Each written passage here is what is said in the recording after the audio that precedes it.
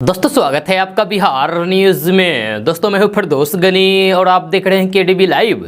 दोस्तों आज हो चुका है 21 नवंबर 2021। तो आज के बिहार की टॉप न्यूज़ लेकर आए हैं आपके लिए। दोस्तों वीडियो स्टार्ट करने से पहले आपसे रिक्वेस्ट है, अगर आप नए आए इस चैनल पर तो फिर इस चैनल को सब्सक्राइब करके बेल आइकन को भी प्रेस कर दीजिए और साथ में वीडियो को लाइक कर दीजिए, अपने दोस्तों के साथ शेयर भी कीजिए। तो चलो दोस्तों स्टार्ट करते हैं आज की पूरे बिहार की टॉप न्यूज़।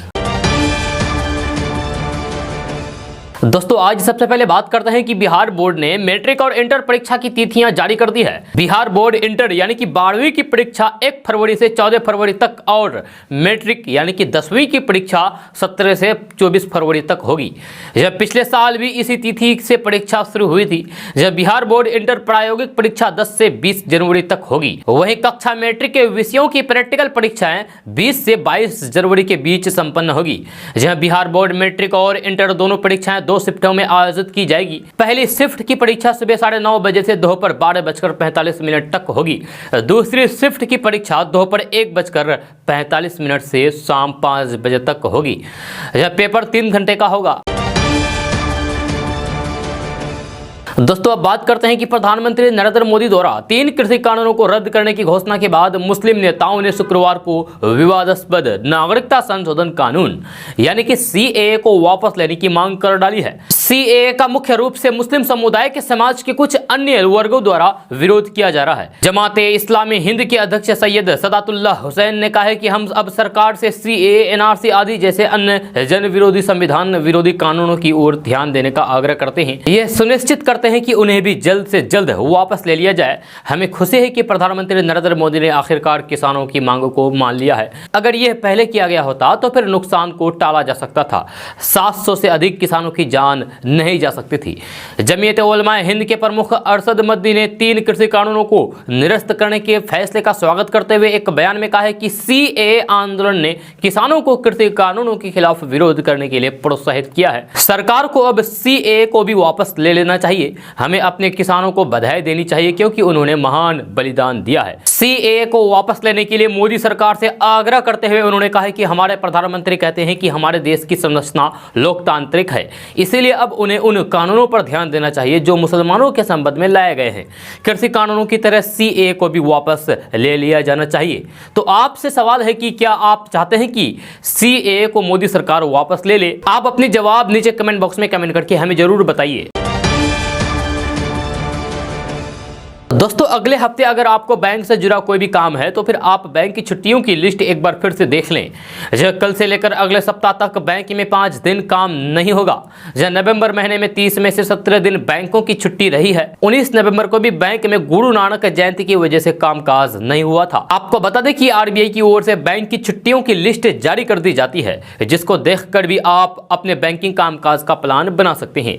नवंबर महीने में कई त्यौहार है जिसकी वजह से 30 में से 17 दिन बैंकों में कामकाज नहीं होगा। जहां आपको बता दें कि 17 में से कुछ छुट्टियां पहले ही निकल चुकी है, जहां वहीं काफी सारी छुट्टियां अभी भी बाकी है। दोस्तों असम के गुवाहाटी में भूकंप के तेज झटके महसूस किए गए हैं। नेशनल सेंटर फॉर सिस्मोलॉजी ने भूकंप की पुष्टि करते हुए बताया है कि रेक्टर स्केल पर भूकंप की तीव्रता 4.1 रही है। हालांकि इस भूकंप की वजह से अभी तक किसी भी तरह के जान माल के नुकसान की खबर नहीं है। मिली जानकारी के अनुसार यहां करीब 1 बजे भूकंप आया। आपको बता दें कि देश के कई हिस्सों में भूकंप अक्सर आते रहते हैं। 12 मार्च 2021 को लोकसभा में मोदी सरकार ने एक सवाल के जवाब में ये जानकारी दी है।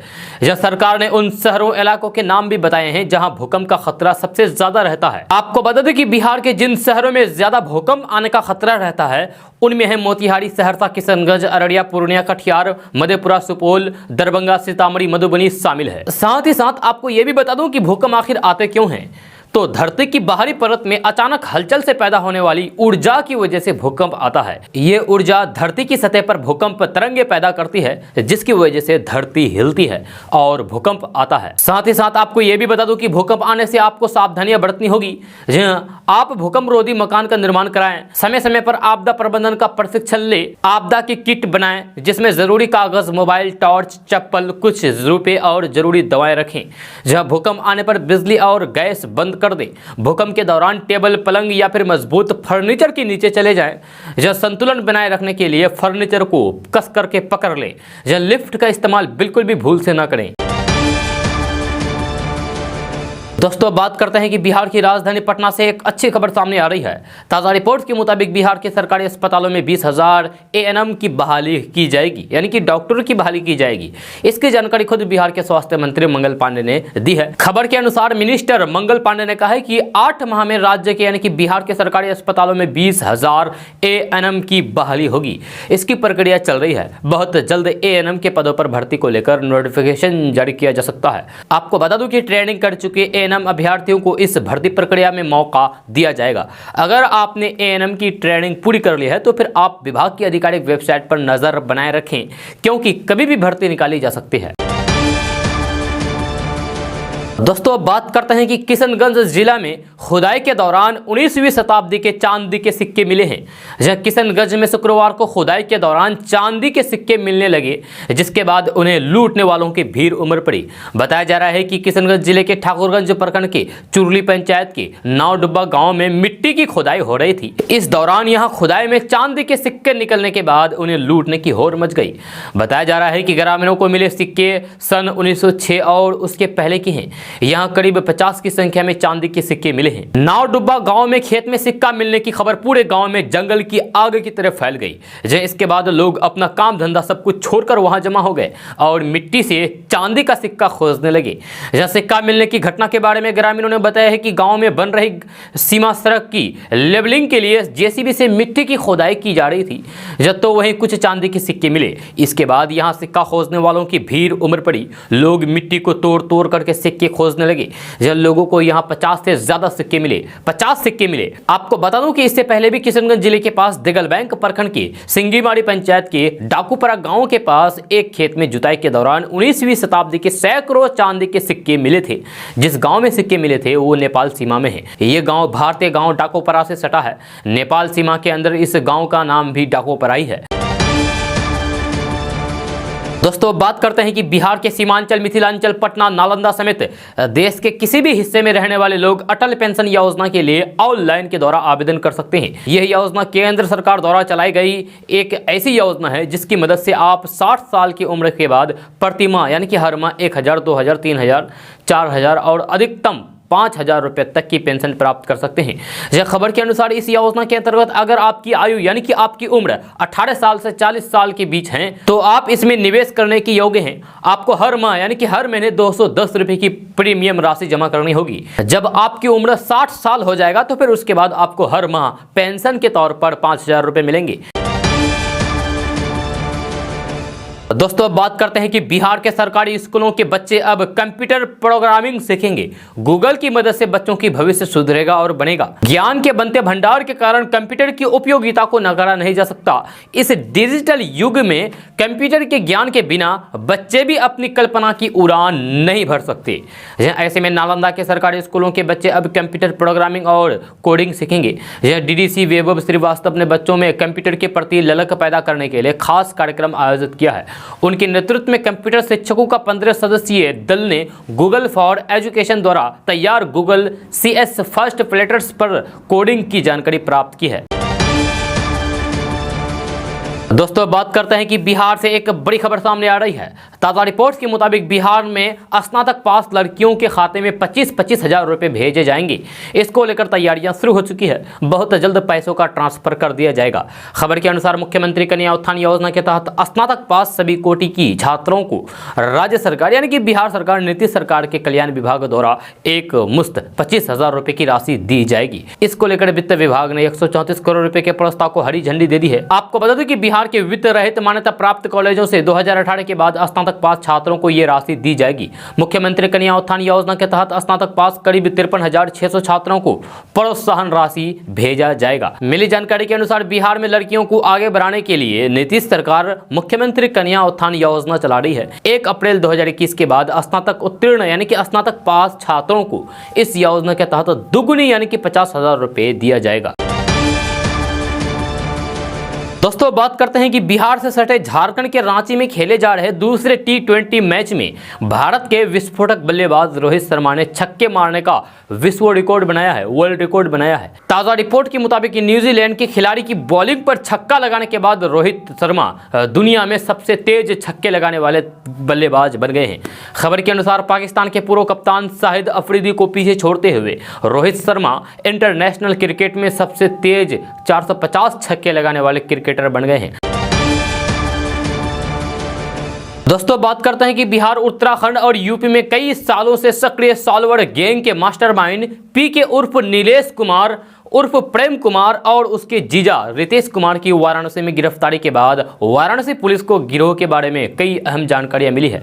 यह सूत्रों की माने तो जल्द ही वाराणसी की क्राइम ब्रांच टीम पटना और सारण में पहुंच सकती है। वाराणसी पुलिस की जांच से गिरोह से जुड़े कई गुर्गों पर शिकंजा कसा जाएगा। दरअसल पिछले 5 सालों में पीके नीट जैसी परीक्षाओं में सॉल्वर गैंग बैठाकर करोड़ों की ठगी कर चुका है। गिरफ्तारी के बाद वाराणसी पुलिस ये जानने के प्रयास में जुटी हुई है कि उसने कितने छात्रों को फर्जी तरीके से नीट और अन्य परीक्षाएं पास करवाई है। पुलिस का मानना है कि अगर पीके से परीक्षा के दस्तावेज मिलेगा तो एक बड़े नेटवर्क का भंडाफोड़ होगा और कई लोगों पर जांच भी बैठ सकती है। वहीं पीके के साथ गिरफ्तार उसका जीजा रितेश कुमार तथा उसकी पत्नी डॉक्टर प्रिया का भी इस गिरोह में शामिल होना पुलिस बता रही है।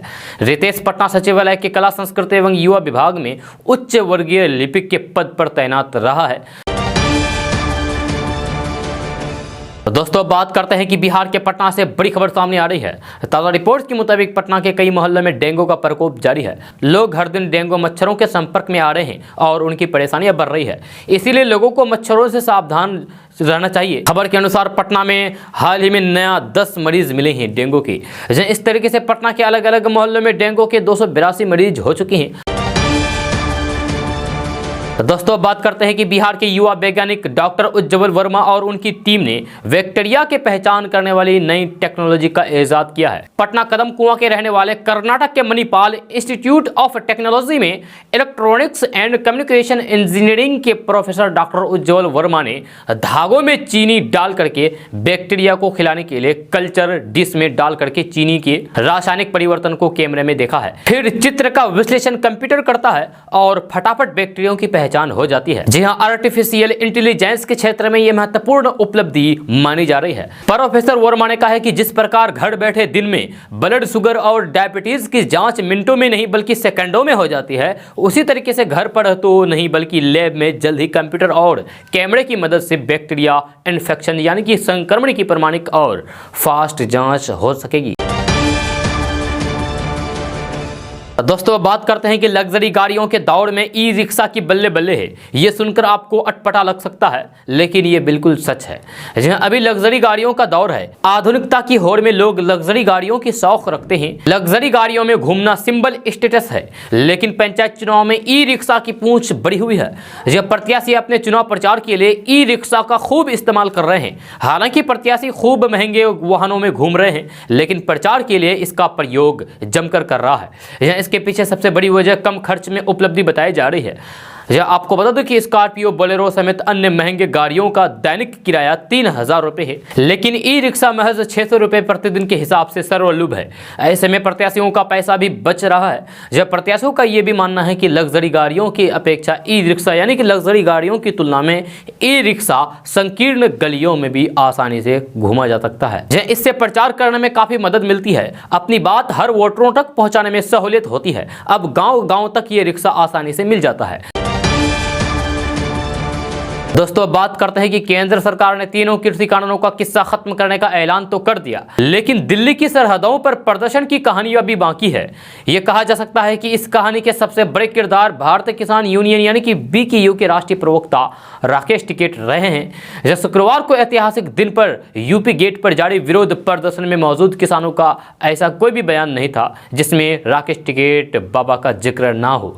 जब मंच पर भाषण से लेकर रोने तक टिकैत खासे चर्चा में रहे रहे हैं। टाइम्स ऑफ इंडिया के अनुसार यूपी गेट पर माना जाता है कि राकेश टिकैत के पास ही सभी सवालों के जवाब होंगे। राकेश टिकैत को यूपी सरकार की तरफ से नोटिस मिला और उन पर गिरफ्तारी की तलवार भी लटकी।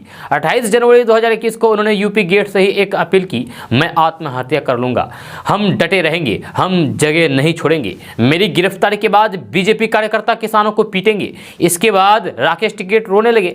यह आंसू बहाते हुए राकेश टिकैत की तस्वीर ने एक बार फिर से आंदोलन में प्राण फूंक दिया, जान फूंक दिया। यह किसानों के धरना स्थल पर लौटने का एक बड़ा कारण यही रहा। जहां आंदोलन की अगुवाई करने वाला संयुक्त किसान मोर्चा हमेशा राकेश टिकैत के साथ सहज नहीं रहा। 52 वर्षीय किसान नेता ने कानून में डिग्री हासिल की है, जहां उनके बड़े भाई नरेश टिकैत बीक्यू के अध्यक्ष हैं, लेकिन आंदोलन में वे सहायक की भूमिका में रहे हैं। जहां किसान नेता महेंद्र सिंह टिकैत के छोटे बेटे भी रातों रात विरोध प्रदर्शन का चेहरा बन गए थे। दोस्तों, बात करते हैं कि प्रधानमंत्री नरेंद्र मोदी के कृषि कानूनों को वापस लेने के ऐलान के बाद विपक्षी दल तरह तरह की प्रतिक्रिया दे रहे हैं। सोशल मीडिया पर भी कई तरह के मीम चल रहे हैं। जहां शिवसेना के फायर ब्रांड नेता संजय राउत ने भी इस मामले को लेकर तंज कसा है। उन्होंने ट्वीट करते हुए सरकार पर निशाना साधा है। शिवसेना के नेता संजय राउत ने ट्वीट में लिखा है कि बैल कितना भी अड़ियल क्यों ना हो, किसान अपना खेत जुतवा ही लेता है। जय जवान जय किसान। आपको बता दें कि संजय राउत सोशल मीडिया में काफी एक्टिव रहते हैं। वे अपने बयानों को लेकर अक्सर चर्चा में रहते हैं। कानून वापसी के ऐलान के बाद उन्होंने अपने ट्विटर अकाउंट पर एक तस्वीर शेयर की है, जिसमें वे किसान नेता राकेश टिकैत के साथ नजर आ रहे हैं। इस तस्वीर के साथ संजय राउत ने लिखा है कि ट्रैक्टर और जेसीबी का साथ कृषि कानून हुआ साफ। दोस्तों, अब बात करते हैं कि केंद्र सरकार द्वारा कृषि कानून को रद्द करने के फैसले के बाद कई विपक्षी दलों द्वारा धारा 370 की बहाली और सीएए एनआरसी की वापसी की उम्मीद जताने लगी है। जब विपक्षी दलों की इस उम्मीद को गलतफहमी करार देते हुए केंद्रीय मंत्री कौशल किशोर ने कहा है कि विपक्ष सोच रहा है कि कृषि कानून वापस हो जाए तो फिर सीएए एनआरसी भी वापस हो जाएंगे, तो ये उनकी गलतफहमी है। जब प्रधानमंत्री नरेंद्र मोदी द्वारा कृषि कानूनों को वापस ले जाने की मांग के एक दिन बाद केंद्रीय मंत्री कौशल किशोर ने कहा है कि विपक्ष को इस फैसले का स्वागत करना चाहिए। तीनों कृषि कानून वापस लेने के बाद विपक्ष के पास अब कोई मुद्दा नहीं है। विपक्ष सोच रहा है कि कृषि कानून वापस हो गए तो सीएए एनआरसी भी वापस हो जाएगा। सीएए एनआरसी वापस करने की मांग जो कर रहा है वह गलतफहमी के शिकार है। आपको बता दें कि प्रधानमंत्री नरेंद्र मोदी ने प्रकाश पर्व के दिन कृषि कानूनों को वापस लेने के ऐलान किया था। इसके बाद ऑल इंडिया मजलिस इत्तेहादुल मुस्लिमीन यानी कि एआईएमआईएम प्रमुख असदुद्दीन ओवैसी ने कहा है कि वे दिन दूर नहीं जब केंद्र की मोदी सरकार नागरिकता संशोधन कानून भी वापस लेगी। दोस्तों, बात करते हैं कि बिहार बोर्ड ने मैट्रिक और इंटर परीक्षा की तिथियां जारी कर दी है। बिहार बोर्ड इंटर 12वीं की परीक्षा 1 फरवरी से 14 फरवरी तक और मैट्रिक 10वीं की परीक्षा 17 से 24 फरवरी तक होगी। इस बीच मैट्रिक 2022 की परीक्षा में 4354 परीक्षार्थियों के पंजीयन और परीक्षा फॉर्म में गड़बड़ियां सामने आई है। बिहार बोर्ड की माने तो मैट्रिक परीक्षार्थियों की पंजीयन संख्या और परीक्षा फॉर्म में दी गई जानकारी में काफी अंतर है। गड़बड़ी का यह मामला सभी जिलों में है। इसकी जानकारी बिहार बोर्ड ने बिहार के सभी जिला शिक्षा पदाधिकारियों को पत्र लिख कर दी है। साथ में बोर्ड ने सभी डीईओ से कहा है कि सभी स्कूल प्राचार्य से स्पष्टीकरण पूछा जाए, क्योंकि स्कूल की गलती की वजह से परीक्षार्थियों में पंजीयन और परीक्षा फॉर्म डेटा में अंतर हो गया है। जहां बोर्ड की माने तो सबसे ज्यादा मामला गोपालगंज जिले का है। गोपालगंज जिले में सबसे ज्यादा 700 छात्रों के डेटा में गड़बड़ी है। इसके बाद सीवान जिले में 494 छात्रों के डेटा में अंतर हो गया है, गड़बड़ हो गया है। दोस्तों, बात करते हैं कि 1.5 साल से लटका रहा किसान बिलों का मामला प्रधानमंत्री नरेंद्र मोदी के एक ऐलान से ही लगभग खत्म हो गया है, जिसके पीछे कई तरह के कारण बताए जा रहे हैं। केंद्र सरकार से जुड़े सूत्रों से यह पुख्ता खबर सामने आ रही है कि सरकार की तरफ से कुछ बड़े फैसले लिए जाने की तैयारी की जा रही है, जिससे कि 2024 लोकसभा चुनाव की राह आसान बनाई जा सके। खबर के अनुसार पेट्रोल और डीजल की कीमतों में जो कटौती सरकार ने की है, उसके बाद इसमें और कटौती किए जाने की भी योजना बनाई है, जिस पर काम चल रहा है। वहीं दूसरी तरफ बाजार में आम जरूरत के सामान की कीमतों में जो बढ़ोतरी हुई है वह भी सरकार के लिए चिंता का विषय बना हुआ है। इन कीमतों को कम करने के लिए ही पेट्रोल और डीजल की दरें घटाई गई है। कुछ वस्तुओं की दरों में सरकार के आदेश के बाद भी कटौती नहीं की गई, जिसे देखते हुए केंद्र सरकार कोई सख्त कदम उठाने की तैयारी भी कर रही है। दोस्तों बात करते हैं कि बिहार के मुजफ्फरपुर में एक दिव्यांग महिला ने जिला परिषद सदस्य के लिए 10,000 मतों से जीत हासिल की है। यह महिला का पति भी दिव्यांग है और इनके 3 बच्चे हैं। इस शानदार जीत के बाद यह दंपति पूरे इलाके में चर्चा का विषय बना हुआ है, जो आपको हम भी केडीबी लाइव के माध्यम से बता रहे हैं। जिला परिषद क्षेत्र संख्या 20 से एक दिव्यांग महिला को कामयाबी मिली है। यह कांटी प्रखंड के लक्ष्मणीपुर पंचायत के मिठनसराय माधोपुर की रहने वाली मीना देवी ने सफलता हासिल की है। मीना देवी के पति उमेश भी दोनों पैरों से दिव्यांग है और गांव-गांव घूम करके स्कूटर से मसाले बेचते हैं। इस काम में उनकी पत्नी मदद करती है। अपनी शानदार जीत पर मीना देवी का कहना है कि वे घर के साथ साथ जनता की भी सेवा करेगी। वहीं उमेश ने बताया है कि उनके मन में पत्नी को चुनाव लड़ने की इच्छा हुई, फिर जनता के बीच गए और लोगों ने उन्हें चुनाव लड़ने के लिए उत्साहित किया। दोस्तों बात करते हैं कि उत्तर प्रदेश में अगले साल होने वाले विधानसभा चुनाव को देखते हुए बीजेपी ने मुस्लिम वोटों को भी रिझाने की कोशिश शुरू कर दी है। ऐसे समय में जब उत्तर प्रदेश की सियासत में हिंदुत्व और हिंदू धर्म में अंतर पर बहस छिड़ी हो, बीजेपी का ये पैंतरा विरोधियों के लिए चिंता का सबब बन सकता है। यूपी के 3 दिवसीय दौरे पर आए पीएम मोदी ने महोबा में ट्रिपल तलाक के बहाने मुस्लिम महिलाओं को संदेश देने की कोशिश की है। जब प्रधानमंत्री नरेंद्र मोदी ने कहा है कि महोबा में ही मुस्लिम बहनों को इनसे मुक्ति दिलाने का वादा किया था, हमने अपना वादा पूरा कर दिया है। आपको बता दूं कि वैसे ये पहला मौका नहीं है जब बीजेपी यूपी में मुस्लिम मतदाताओं को लुभाने की कोशिश करती दिख रही है। जब यूपी चुनाव की आहट के साथ ही पार्टी ने इसकी कोशिशें शुरू कर दी थी। इसी के तहत पार्टी अल्पसंख्यक मोर्चा के 44,000 नेताओं और कार्यकर्ताओं को अपना दूत बनाकर मुसलमानों के घर घर मोदी योगी सरकार की उपलब्धियों के पहुंचाने की कोशिश कर रही है। इसके साथ ही एलिट क्लास, कारोबारी और सामान्य परिवार के पढ़े लिखे मुसलमानों को जोड़ने के लिए प्रबुद्ध अल्पसंख्यक सम्मेलनों की रणनीति पर भी काम हो रहा है। दरअसल बीजेपी के रणनीतिकारों का भरोसा है कि सबका साथ, सबका विकास और सबका विश्वास के नारे के सहारे पार्टी मुसलमानों के एक वर्ग को अपने साथ ला सकती है। ट्रिपल तलाक से सालों तक पीड़ित रही आधी आबादी का दृष्टिकोण भी पार्टी के प्रति सकारात्मक और इसे वोटों में तब्दील किया जा सकता है, ये बीजेपी का कहना है। यूपी की राजनीति में मुसलमानों की अहमियत हमेशा से ही रही है। इस बार जब एक-एक सीट और एक-एक वोट के लिए पार्टियों के बीच संघर्ष की स्थिति दिख रही है, ये अहमियत और भी ज्यादा हो गई है। एक अनुमान के मुताबिक यूपी में करीब 20% आबादी मुसलमानों की है। यूपी के कम से कम 24 जिले ऐसे हैं जहां 20 से 60% मुस्लिम आबादी है। कुल 143 सीटों पर मुसलमानों का प्रभाव बताया जाता है। इसमें से 73 सीटों पर मुसलमान 30% से ज्यादा हैं और 70 सीटों पर 20 से 30% के बीच है। माना जाता है कि परंपरागत रूप से मुस्लिम समाज वोट करते वक्त अपने मुद्दों को ध्यान में रखता है। जी हाँ, उत्तर प्रदेश में समाजवादी पार्टी, बहुजन समाजवादी पार्टी और कांग्रेस मुस्लिम वोटों पर अपनी अपनी दावेदारी पेश करती आई है। इधर कुछ सालों से मैदान में आई असदुद्दीन ओवैसी की AIMIM पार्टी ने भी अपना हक जताना शुरू कर दिया है। अब बीजेपी ने अपने ढंग से मुस्लिम वोटों में सेंध लगाने की कोशिश शुरू कर दी है। अब देखना बाकी ये होगा कि आखिर मुस्लिम जाता है किस तरफ। दोस्तों स्मृति ईरानी का वेट लॉस ट्रांसफॉर्मेशन देख करके लोग हैरान हैं। यह कैबिनेट मंत्री स्मृति ईरानी भारत के इतिहास की सबसे मजबूत महिला नेताओं में से एक हैं और कई महिलाओं के लिए एक प्रेरणा है। टीवी सीरियल क्योंकि सास भी कभी बहू थी से अपने करियर की शुरुआत करने वाली स्मृति ईरानी ने तुलसी के रूप में एक अमिट छाप छोड़ी। ये छाप ऐसी है कि उस शो के अस्तित्व के बीच से अधिक वर्षों के बाद भी उनके प्रशंसक उन्हें उनके टीवी कैरेक्टर के लिए याद करते रहते हैं। स्मृति ईरानी अपनी राजनीतिक जीवन में भी एक प्रभावशाली छाप छोड़ती है। एक सफल अभिनेत्री से राजनेता बनी स्मृति ईरानी वर्तमान में अपने वजन को घटाने के लिए कुछ ऐसा कर रही है जिसने लोगों को एक बार फिर से आश्चर्यचकित किया है। इतना ही नहीं, लोग उनके वेट लॉस ट्रांसफॉर्मेशन से मोटिवेट भी हो रहे हैं और सोशल मीडिया पर वेट लॉस टिप्स भी मांग रहे हैं। दोस्तों बात करते हैं कि 2 दिन पहले आरएसएस प्रमुख मोहन भागवत ने कहा है कि हमें किसी का धर्म परिवर्तन नहीं कराना है बल्कि जीना सिखाना है। हम पूरी दुनिया को ऐसा सबक देने के लिए भारत भूमि में पैदा हुए हैं। हमारा संप्रदाय किसी को पूजा प्रणाली को बदलने बिना अच्छा इंसान बनाता है। आरएसएस प्रमुख मोहन भागवत ने यह बात शुक्रवार को छत्तीसगढ़ में एक सभा में कही है। जुलाई में कहा था कि 1930 में भारत में मुस्लिम आबादी बढ़ाने के लिए एक संगठित प्रयास किया जा रहा है। उन्होंने ये भी कहा था कि ये प्रयास मुसलमानों का प्रभुत्व प्रभुत्व स्थापित करने और फिर इस देश को पाकिस्तान बनाने के मकसद से किए जा रहे थे। मोहन भागवत ने कहा था कि अपना प्रभुत्व स्थापित करने और इस देश को पाकिस्तान बनाने के उद्देश्य से 1930 से मुस्लिम आबादी को बढ़ाने के लिए एक संगठित प्रयास किया गया है। इसकी योजना पंजाब, सिंध, असम और बंगाल के लिए बनाई गई थी और ये कुछ हद तक सफल भी हुई है। दोस्तों, बात करते हैं कि मधुबनी झंझारपुर जज हमला मामले में पुलिस सेंस एसोसिएशन दरभंगा ने हाई लेवल जांच की मांग की है।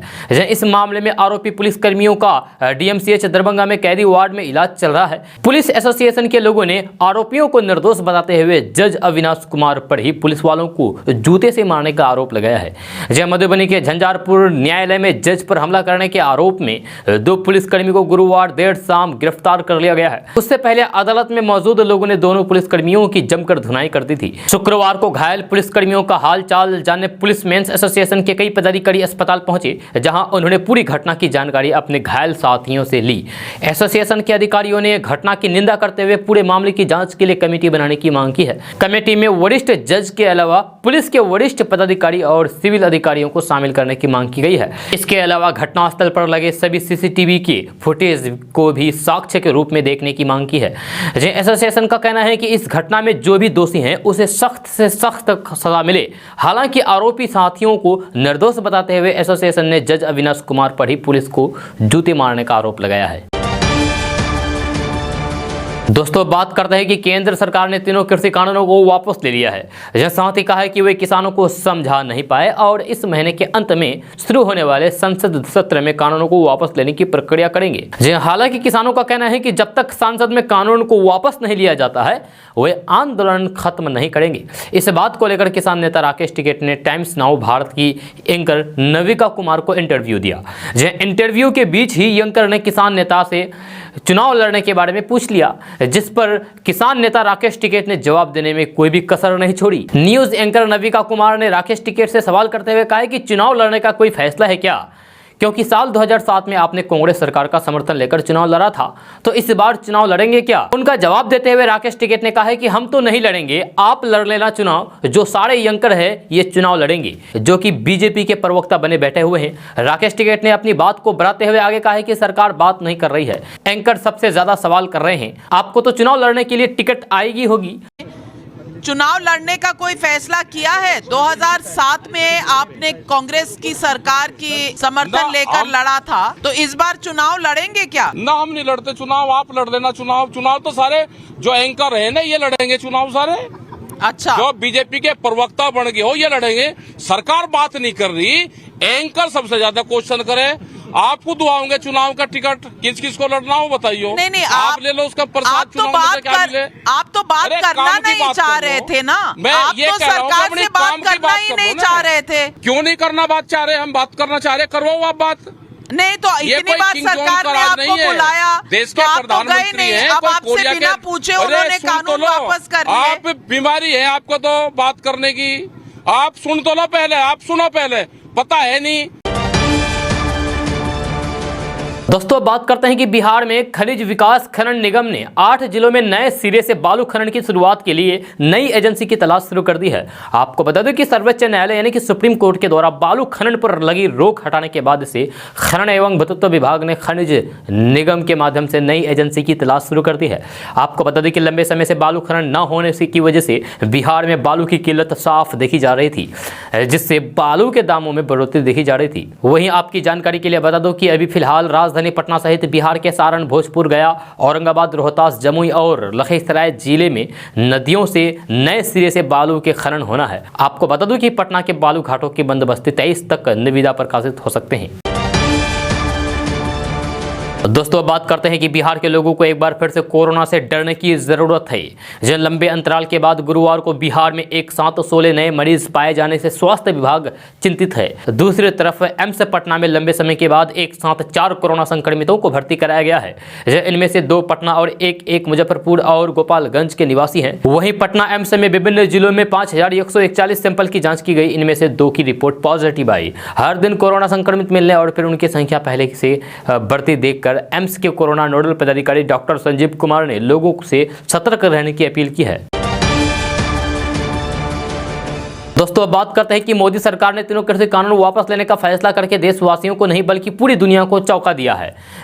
जहां देश के किसानों में खुशी की लहर है और वे जश्न मना रहे हैं, वहीं विदेशों में भी इस फैसले का स्वागत किया गया है। जी हां, अमेरिकी सांसद एंडी लेविन ने भारत में 3 कृषि कानूनों को निरस्त किए जाने के फैसले का स्वागत करते हुए खुशी जताई है। अमेरिका के सांसद ने कहा है कि इससे साबित होता है कि कामगार और किसान दुनिया में किसी भी बड़ी ताकत को हरा सकते हैं। एंडी लेविन ने शुक्रवार को कहा है कि ये देखकर खुशी हुई कि प्रदर्शन के 1 साल के भी अधिक समय के बाद भारत में 3 कृषि कानूनों को निरस्त किया जाएगा। ये प्रमाण है कि जब भारत और दुनिया भर में कामगार एक साथ आ जाते हैं तो वे कॉरपोरेट हितों को हरा सकते हैं और प्रगति कर सकते हैं। दोस्तों अब बात करते हैं कि बिहार में शराबबंदी के बावजूद भी हर दिन ऐसे वीडियो सामने आ रहे हैं कि उसे देखने के बाद मुख्यमंत्री नीतीश कुमार भी चौंक उठेंगे। लालू प्रसाद यादव के बड़े बेटे और आरजेडी से विधायक तेज प्रताप यादव ने अपने ट्विटर हैंडल से एक वीडियो पोस्ट किया है, शेयर किया है।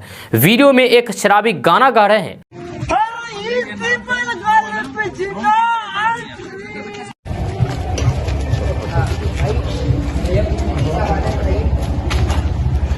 इस दौरान मौके पर शराब पीने वाले व्यक्ति का बेटा भी मौजूद है जो अपने पिता को संभाल रहे हैं ताकि वे शराब के नशे में कहीं लुढ़क ना जाए, यानी कि सड़क पर गिर ना जाए। दरअसल वीडियो में तेज प्रताप यादव एक शराबी के साथ दिख रहे हैं, उसके साथ उसका बेटा भी था। जब बेटे के साथ तेज प्रताप यादव ने बातचीत भी की, पूछा है कि उसके पिता कब से शराब पीते हैं, क्या क्या करते हैं। वीडियो में बातचीत के दौरान बच्चा तेज प्रताप यादव के सवालों का जवाब दे रहे हैं।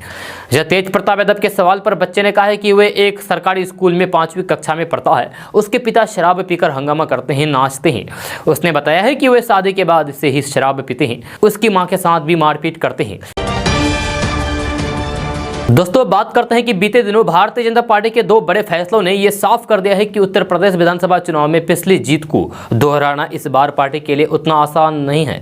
यह पार्टी का नारा एक बार फिर से 300 पार है और बीजेपी उम्मीद कर रही है कि वह साल 2017 की तरह ही कम से कम 403 में से 300 सीटों पर जीत दर्ज करें। इन 2 बड़े निर्णयों में पहला ब्रज पश्चिम क्षेत्र की चुनावी हिस्सेदारों केंद्रीय गृह मंत्री अमित शाह को सौंपना है और दूसरा शुक्रवार को 3 कृषि कानून वापस लेने का ऐलान।